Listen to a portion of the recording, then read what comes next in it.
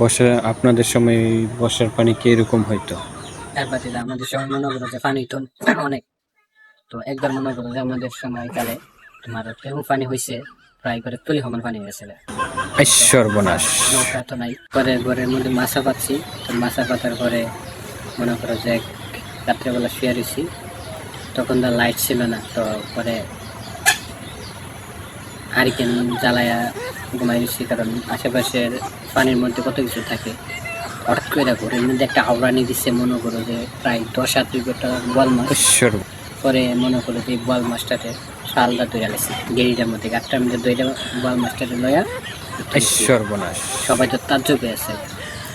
তো পরে মনে করো যে এলাকাতে একটা ডাকনাম করে দিন সকালে, অত বড় মাছ, প্রায় 10-7 একটা মাছ বাড়ি গেছে কথা নেই।